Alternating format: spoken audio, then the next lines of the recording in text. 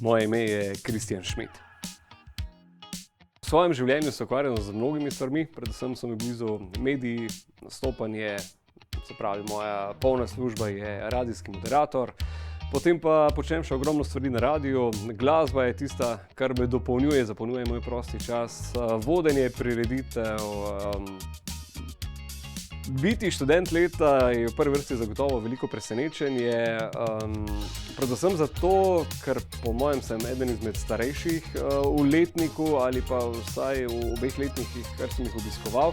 Eden izmed tistih, ki ima že družino, ki ima ogromno dejavnosti, s katerimi se ukvarja, ki mu ni biti študent, se pravi v 100-odstotni meri, ampak služba, dejavnosti.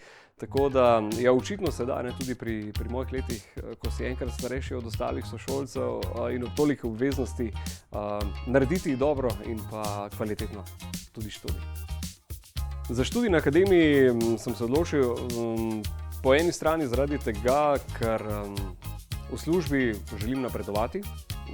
Imam vseeno dobro službo, imam službo, ki jo kvalitetno opravljam, ampak vseeno se mi zdi, da pa kljub temu bi še lahko napredoval. In zato sem nekako poiskal, ali pa je akademija našla mene, se mi zdi preko spleta. Ko nekaj iščeš, potem hitro tudi nekaj najdeš. In se mi je zdela stvar zanimiva, koristna, tako da sem se potem odločil, da izkoristim, če mi je že to ponujeno.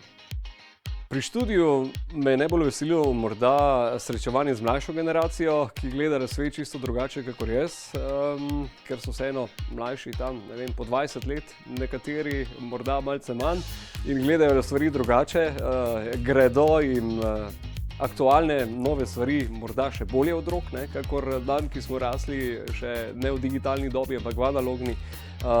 Potem všeč mi je, da je študij prilagodljiv tudi za nas, ki delamo redne službe, ki se ukvarjamo z drugimi stvarmi, da se da veliko stvari dogovoriti. Seveda nam ne gledajo skozi prste, ampak če si priden in če delaš svoje stvari, v rednem roku se da marsikaj dogovoriti in to se mi zdi, da je velikega pomena v današnjem času.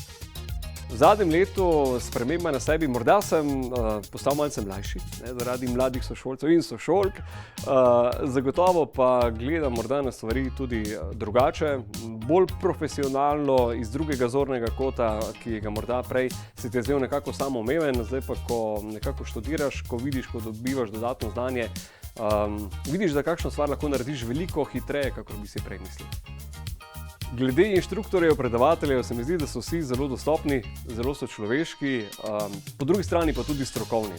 Znajo ti na primeren način odgovoriti, znajo razrešiti tvoje težave, tvoje zagate, pa podajo predvsem tisto kvalitetno znanje, tisto uporabno, da ni samo teorija, v teoriji veš, kako kaj narediti, ampak če se pojavi nek problem, ga znaš skupaj rešiti na tisti način, ki ti bo v življenju prišel prav.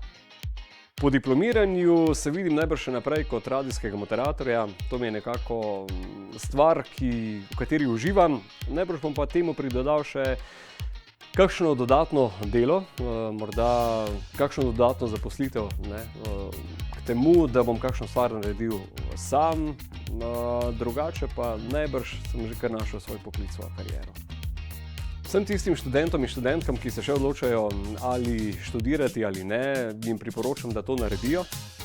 Naredijo predvsem zase, ne zaradi drugih in da ko se enkrat vpišejo, da ne obupajo. Res da je včasih težko, res da včasih zmanjka časa, ampak morda namenijo tisto uro, dve na dan šoli bo čisto dovolj, toliko sem jaz naredil ob vseh obveznostih in sedaj. In če sem jaz postal študent leta z nevlaganjem 8 ur na dan in nič spanja, ampak ob družini, vsemu delu, z malo napora, z malo koncentracije, predvsem pa predlagam, da obiskujejo predavanje, da obiskujejo vaje, ker potem je delo doma zanemarljivo.